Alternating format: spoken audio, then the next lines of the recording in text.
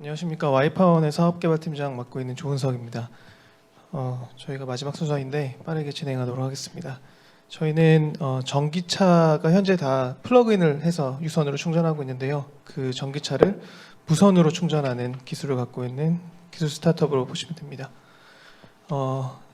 이 회사는 2018년도에 창업을 했고요. 이 기술을 2009년부터 개발해 오신 카이스트 조동호 교수님이 교원 창업한 기업이고, 현재 20명 정도의 인력을 가지고 있는 80% 정도가 엔지니어로 구성된 기술 스타트업으로 보시면 됩니다. 저희가 해결하려고 하는 문제는 기존 전기차의 유선 충전의 그 문제점을 해결하려고 하는 거고요. 저희가 파악하는 유선 충전의 문제점은 플러그인을 해야 되기 때문에 눈이 오거나 비가 오는 날 특히 전기차 운전자들 혹은 전기버스 운전하시는 기사분들이 감전이나 화재에 대한 위험성을 느끼고 있다는 사실을 파악했습니다. 그리고 이 플러그인을 계속하다 보면은 그 컨택 포인트의 접점이 저항이 증가가 돼가지고 6개월에 한 번씩 교체를 해줘야 돼서 유지보수 비용이 많이 발생한다고 하더라고요. 그리고 또한 테슬라는 자체 고유의 차저를 사용하고 있고, 북미식 디시콘, 유럽식 디시콘, 완속, 급속에 따라서 플러그 모양이 상이해서 문어발식으로 플러그를 갖고 다니시는 분들도 있고요. 마지막으로 저희가 파악한 문제는 기존 유선 충전기는 차 한 대를 이제 충전기 한 대가 충전하는 세팅이다 보니까 기존 주차 공간에 충전기 설치 공간을 더 확장해서 만들어야 된다는 제한이 있다고 판단했습니다. 이런 문제들을 해결하기 위해서 저희가 제안하는 개념은 무선 충전의 개념이고, 기본 개념 다 한 것 같습니다. 인버터라고 하는 충전기는 차량 앞이나 뒤에 설치될 필요 없고요. 주차장 공간에 한적한 곳에 설치가 되게 되고, 라인을 따와서 급전 패드 연결이 됩니다. 급전 패드는 도로에 묻어서 보이지 않게 할 수도 있고, 맨홀처럼 지표면 레벨로 할 수도 있고, 혹은 그냥 패드를 얹어 놓을 수도 있습니다. 그리고 집전 패드가 차량 하부에 달리게 되고, 이 둘 사이에서는 자기공진을 이용해서 전력을 무선으로 전송하는 방식입니다.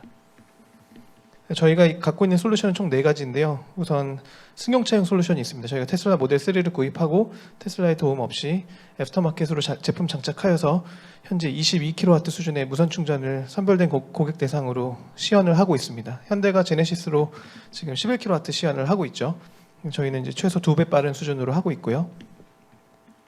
그 다음에 저희는 이제 150kW급의 이제 버스 솔루션을 갖고 있어서 저희 제품이 대전시 버스 세대에 작년에 장착이 되어서 현재 상용 운행을 하고 있습니다. 그리고 저희는 이제 환경부 프로젝트 관련해 가지고 쿠팡 트럭 15대, 배송센터 3군데에 이제 내년 초에 장착이 되어서 3월부터 배송 트럭의 무선 충전에 대해서 POC가 들어가게 됩니다. 그리고 마지막으로는 저희가 이제 현재 진행 중인 사항이긴 한데 로봇, 그러니까 생산 로봇 혹은 물류 로봇들의 충전 문제가 또 있거든요. 이것들을 무선으로 충전할 수 있는 방안에 대해서 저희가 관련된 회사들과 협력해서 지금 진행하고 있습니다. 그래서 이런 무선 충전을 쓰게 되면 유선 충전에 대비해서 무엇이 좋냐라고 했을 때는 당연히 위험성과 불편성이 적다라고 저희는 생각하고 있고요. 그리고 저희의 기술은 표준에 입각해서 타사의 무선 충전 기술과 호환이 가능합니다. 그렇기 때문에 플러그의 모양의 차이에 따른 그런 호환성이 낮은 문제는 극복할 수 있고, 또 공간 제약 같은 경우에는 저희 무선 충전기 한 대가 현재는 2대의 차량을 무선 충전하는 방식으로 세팅되어 있는데, 이 차량의 배터리 사이즈랑 그다음 충전 용량 이런 것들에 따라서 좀 오티마이제이션해서 최대 충전기 한 대가 10대까지 동시 충전하는 모델이 가능해서 공간을 조금 더 효율적으로 쓸 수 있다고 생각하고 있습니다. 그래서 저희가 이거를 왜 지금 하고 있냐라고 했을 때는 전기차가 전 세계적으로 급속하게 확산하고 있는 추세고요. 특히 저희가 타겟하고 있는 이제 북미 시장 같은 경우에는 특히 미국의 이제 바이든 정부는 향후 5년 동안 전기차 충전 인프라 확장에 적극적으로 정책을 펴고 있습니다. 간단하게 경쟁사 분석을 해드리면 이건 2018년도 영국 교통연구소 보고서긴 한데 여전히 저희의 그 장점을 잘 보여주고 있다서 가져왔습니다. 저희는 기본적으로 이격거리, 즉 무선으로 보낼 수 있는 그 거리가 경쟁사 대비 가장 길고요. 이게 왜 중요하냐면 다양한 차종, 그러니까 트럭, 버스, SUV, 세단 다 적용 가능하고요. 충전 효율은 핸드폰 무선 충전을 생각하시는 분들은 충전 효율이 엉망이고 발열이 많이 심할 것이라고 생각하시는데, 그건 이제 마그네틱 인덕션 방식이고 저희는 마그네틱 레조넌스 방식이고, 효율은 지금 유선 충전기랑 비슷하게 나옵니다. 한 90%에서 92% 사이로 왔다 갔다 하고 있고, 출력 용량이 저희가 높다라는 게 장점입니다. 기술 성숙도 면에 있어서는 저희가 이제 남들보다 먼저 개발이 되어서 시범 사업이 많이 누적되었기 때문에 높은 기술 성숙도를 받았습니다. 그래서 간략하게 정리한 자료는 이렇고요. 그래서 저희는 이제 시범 사업 경험이 기술적으로 많고 회사는 4년 반밖에 안 됐지만 기술이 개발된 건 12, 3년 정도 됐으니까요. 그리고 애프터마켓 무선 충전 솔루션을 확보해 놓고 있고, 그리고 저희의 이제 올해 개발된 신기술로 인해서 차량에 붙게 되는 집전 장치를 굉장히 작고 싸고 가볍게 가져갈 수 있다. 그리고 충전 가능 영역이 넓기 때문에 사실 정밀 주차를 위한 별도의 주차 제어 소프트웨어가 필요하지 않다. 한국 주차장 기준으로 주차 칸 안에만 들어오면 충전이 가능하다. 그리고 마지막으로는 이제 IC 61980 그 국제 무선 충전 표준을 준수하고 있고, 관련해서 VD라는 독일의 인증기관과 VD 코리아를 통해서 시험을 거의 다 완료해 가고 있습니다. 저희는 기본적으로 충전 인프라, 그다음에 집전 장치를 제작해서 판매하는 프로덕트 모델로 시작을 해서 궁극적으로는 이제 차량에 이것들이 많이 달려 나오게 되면 무선 충전 서비스 사업자, 서비스 모델로 전환할 목표를 갖고 있고요.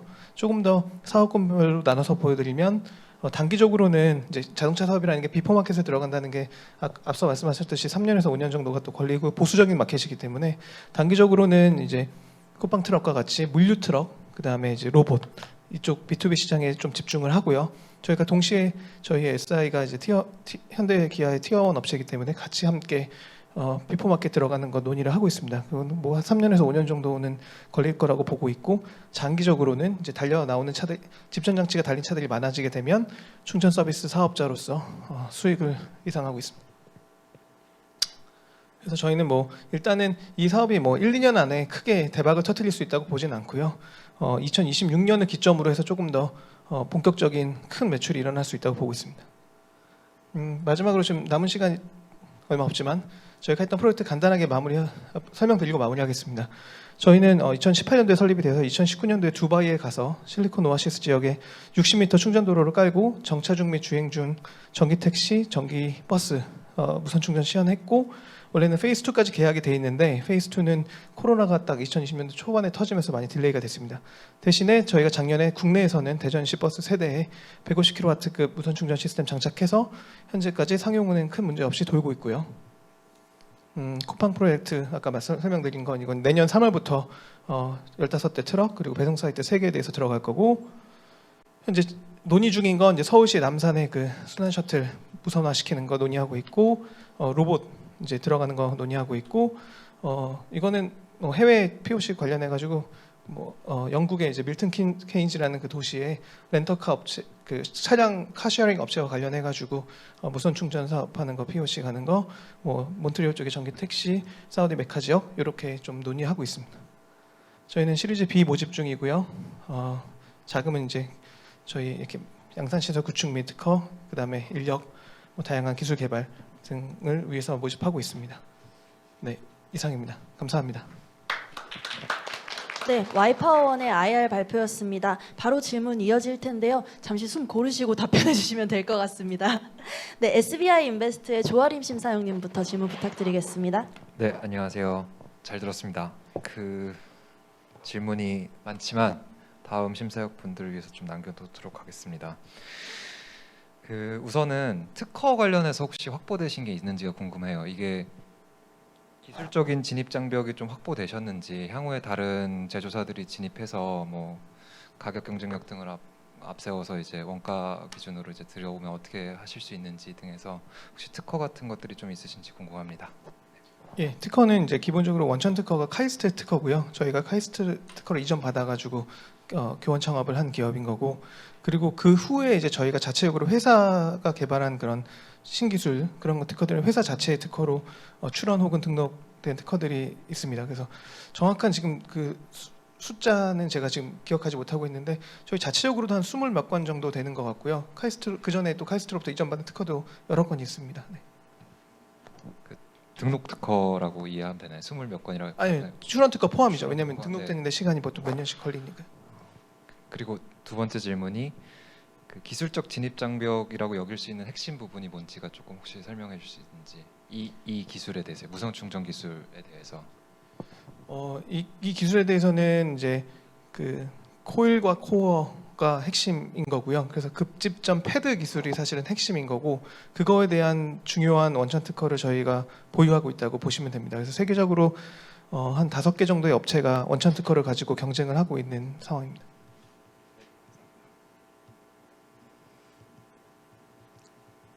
네, 김경식 수석심사위원님 질문 부탁드리겠습니다. 이제 효용성이나 뭐 기술적인 측면에서는 어느 정도 일단 뭐 납득이 되거나 설득이 되는 부분도 있는 것 같은데, 이게 결국에는 제가 고객 입장에서 전기차를 새로 샀을 때 비포로 되려면은 어쨌든 이 충전 시설이 되게 많아야 유저 입장에서 사실 이 옵션을 내고 살 거잖아요. 그래서 충전 인프라가 되게 선행이 돼야 될 것 같은데, 그럼 충전 인프라 사업을 저희가 직접 하느냐, 그거는 아니잖아요. 충전 인프라 사업은 또 저희의 기술을 도입을 해서 충전을 하는 또 사업자가 있어야 되는데, 충전 사업자 입장에서는 유저가 쓰지 않으면 사실 도입을 할 필요가 없는 거잖아요. 그래서 이게 되게 앞뒤가 막히고 옆이 막힌 사업 같은데, 이런 부분을 어떻게 이제 풀어 나가시려고 하는지가 조금 좀 궁금합니다. 가장 핵심인 것 같고. 네. 저희는 충전 인프라를 제공하려고 하는 거고요. 저희가 그래서 사실은 집전, 인버터, 급전 다 현재 지금 제작을 하고 있고, 그거를 향후 이제 양산을, 그게 뭐 OEM이 됐든 자체적인 역량이 됐든 해서 하려고 하는 거고, 현재 지금 미국의 그 차지 포인트 같은 기업들이 유선 충전 업체이긴 한데, 금융권이랑 건설회사랑 이렇게 그 SCP 같이 이렇게 컨소시엄 구성해서 전략적으로 그 인프라 깔고 그 대신에 이용하는 그 수익, 충전 수익으로부터 투자금을 회수하는 방식의 비즈니스 모델을 추구하고 있거든요. 그래서 저희는 이제 무선 충전에 있어서의 그런 비즈니스 모델을 추구하고 있습니다. 네, 발표 잘 들었고요. 너무 급하게 하시느라고 숨 차실 것 같은데, 일단 지금 우리 서비스가 말씀하신 것처럼 인프라도 깔아야 되고 기술적인 안정화도 돼야 되고 시일이 좀 걸릴 것 같은데, 어쨌든 우리는 스타트업으로서 계속 기업을 영속시켜야 되잖아요. 그러기 위해서 이제 사실 두 가지로 질문이 나뉠 수가 있는데, 하나는 자동차에만 국한을 시키시는 이유가 무엇인지, 이제 로봇이나 이제 그런 뭔가 하나의 모빌리티 영역에만 집중하시는 이유가 뭔지, 그리고 또 한 가지는 만약에 그게 아니라 자동차나 이런 모빌리티 쪽으로밖에 갈 수 없다면, 가는 게 최적이라면 그 사이 동안 우리는 투자를 받으면서 커와야 되잖아요. 그럼 그렇게 투자를 받을 수 있을 동안에 마일스톤이라는 게 좀 통용될 수 있는 마일스톤이 있는 건지, 예를 들면 바이오 같은 경우는 뭐 일상 이상이라든지 뭐 그런 게 있고, 뭐 아니면 뭐 로켓이라면 뭐 특별한 마일스톤들이 있잖아요. 우리 같은 경우도 그런 마일스톤을 빗대어서 우리 기술이 진보되고 있고 양산까지 갈 수 있는 뭔가 측정 포인트가 있을 것인지, 그게 조금 궁금하거든요. 지금 상황에서는 사실 바이오처럼 딱 정해진 어떤 그 뭐 1상, 2상, 3상 같은 마일스톤이 정해져 있다고 보기는 어려운데요. 다만 아까 말씀하신 것처럼 자동차에 접목이 되어 가지고 확산이 되는 거에는 시간이 상당히 걸릴 거라고 생각을 하고, 그래서 저희는 조금 더 그 접근이 용이하다고 판단되는 이제 로봇, 물류 로봇과 배송 로봇, 그리고 일부 생산 로봇, 이 로봇 B2B 시장에 조금 더 접근을 하려고 하고요. 그리고 이제 별도로 저희가 이제 별도의 트랙으로 추진하는 건 지자체의 요구가 있을 때마다 그 지자체의 대중교통 시스템에 접목을 하는 방향을 하고 있거든요. 그래서 이제 그런 것들을 통해서 조금 어떻게 보면 그게 더 소비자들의 눈에 많이 이렇게 띄는 그런 상황들, 유스 케이스를 많이 만드는 것들을 통해서 결국 궁극적으로는 자동차 시장까지 넘어갈 수 있는 그쪽을 타겟으로 하고 있습니다. 하나만 짧게 추가로 질문드리면, 이게 집전판을 소형화시키고 해서, 그러니까 전자 쪽에서도 이 무선 충전에 대한 니즈가 좀 있는 걸로 알고 있거든요. 가전 전자 쪽에서. 그쪽으로는 방향을 아예 우리 포커스를 조금 대형화 쪽으로 가시는 건가요? 뭐 킬로와트 수준 이상이고, 뭐 어떤 기업들은 뭐 와트 수준으로 뭐 무선 충전 기술을 하는 데도 있잖아요.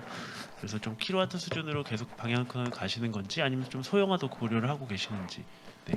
네, 저희 기술이 개발된 그 시작부터가 사실은 대용량 고속 충전을 염두에 두고 헤비 듀티 비클을 염두에 두고 개발된 기술이거든요. 그리고 주행 중 충전을 사실 염두에 두고 개발된 기술이라서 저희의 기업의 강점은 수백 킬로와트대 고속 충전의 강점이 있다고 생각을 하고, 그리고 사실은 그 더 저용량 쪽에서는 사실 뭐 경쟁이 더 치열할 수도 있는데, 사실 고용량 쪽에서의 그 세계적 경쟁력을 저희가 충분히 확보하고 있다고 생각해서 좀 그렇게 하고 있고요. 대신에 이제 아까 말씀드렸던 그 로봇 같은 경우에는 그게 수 킬로와트 정도입니다. 그러니까 자동차보다는 조금 더 작은 용량인데 그 정도 수준의 범위까지 지금 확장을 하고 있습니다.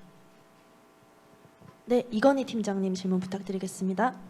네, 발표 잘 들었습니다. 감사합니다. 그 혹시 투자금 사용용도 관련 슬라이드 잠깐 보여줄 수 있어요?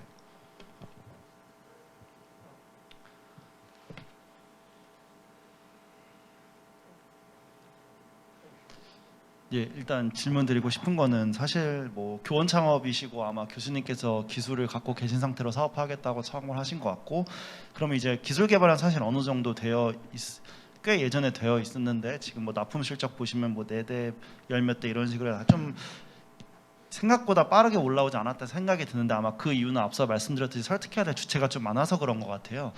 그럼 이 시점에서 지금 회사가 150억 받아서 양산시설 구축하고 하는 것들이 큰 의미가 있을지가 궁금하고, 그럼 향후 어떻게 지금 이미 기개발된 기술을 더 확장시킬지에 대한 회사 내부적 방향이 좀 궁금합니다. 네, 사실은 그 동안은 이제 뭐 B2G도 있었고, 뭐 이번 쿠팡 프로젝트 같은 경우에도 환경부 주도니까 뭐 B2G의 성격이 강하죠. 근데 저희가 내부적으로는 B2G에 의존하는 부분을 줄이고 가급적 B2B에 대한 부분을 넓히면서 회사가 자체적으로 생존할 수 있는 방향을 좀 찾는 중이고요. 그래서 사실은 그 트럭 관련한 거를 레퍼런스로 삼아서 지금 뭐 국내외 혹은 해외에 있는 그 전기 트럭 제조업체 및 물류 창고를 보유하고 있는 그 물류 업체 대상으로 해서 저희의 무선 충전 시스템의 효용성을 조금 어필할 수 있는 방향으로 확장하려고 하고 있습니다. 특히 이제 그쪽에는 니즈가 좀 확실한 게 그 트럭에서 물건을 상하차하는 그 시간 동안에 그냥 자동으로 무선 충전되는 그 모델이거든요. 그렇기 때문에 뭐 충전을 위해서 어디 가야 되거나 뭐 이게 꼽는 것도 사실은 그 작업자가 왔다 갔다 하는 데 있어서 다 방해 요소가 되기 때문에 그 방해 요소 없이 상하차 시간을 이용한 무선 충전 이 니즈를 활용해서 조금 더 그 물류 시장 쪽을 조금 더 타깃하고 있습니다. 네, 이두선 책임 매니저님 질문 부탁드리겠습니다. 네, 제가 마지막에 또 마지막 질문자라서 빨리 질문드리겠습니다. 일단 그 무선 충전 그 어쨌든 하게 되면 혹시나 뭐 인체에 미치는 영향이라든지 혹시 이런 거에 대한 부분 설명해 주실 수 있으면 일단 그거 먼저 좀 설명을 해주시면 좋을 것 같습니다. 네, 뭐 EMI, EMF 이렇게 해서 이제 인체에 미치는 영향 그리고 다른 전자기기에 미치는 영향 이것들에 대한 그 기준들이 정해져 있습니다. 그래서 그 기준에 맞춰서 저희가 당연히 실험을 하고 제품을 설치하게 되는 거고요. 그래서 그 부분은 네, 기준에 따라 갑니다. 네, 그리고 마지막으로 질문드리고 싶은 게 이게 지금 주행 중에도 되고 정차 시에도 되고 뭐 이런 상황인데 예를 들어 주행 중에 된다라고 하면 뭐 자동차가 가는 범위가 예를 들어 뭐 한 30cm 비껴갔을 때 또는 또 뭐 속도 30km로 갔을 때 50km로 갔을 때 그리고 정차 중일 때도 마찬가지고 어떤 충전 구역에서 이 충전체가 조금 벗어났을 때 이런 효율들이 좀 달라질 것 같은데 그 내용을 좀 설명해 주시면 좋을 것 같습니다. 예, 그 주행 중뿐만 아니라 정차 중도 마찬가지죠. 패드가 완벽하게 정렬이 이루어지면 당연히 가장 좋은 그 효율이 나오게 되고요.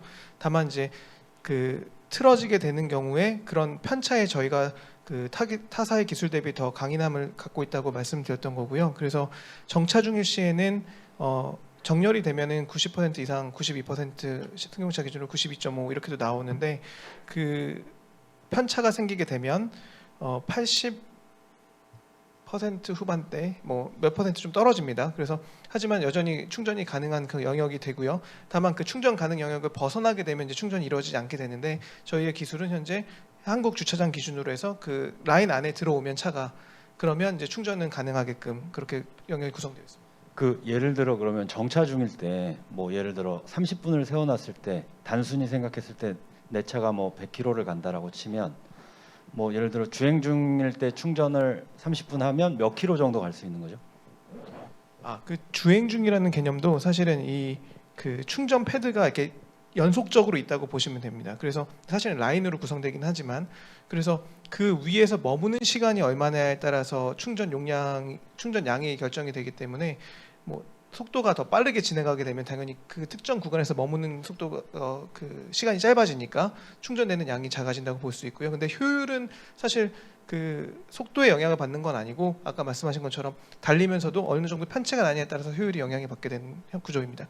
그래서 사실은 저희가 그 다이나믹 차징이라고 하는데 그 주행 중 충전을 할 때도 모든 도로에 그거를 다 까는 걸로 설계를 하는 건 아니고요. 그 가령 정류소에서 출발할 때 그 힘을 받아야 되는 가속 구간, 혹은 언덕에 올라가는데 힘을 받아야 되는 구간, 이렇게 그 특정 루트가 있으면 거기서 전략적으로 선택을 해서 설치를 하는 형식으로 갑니다.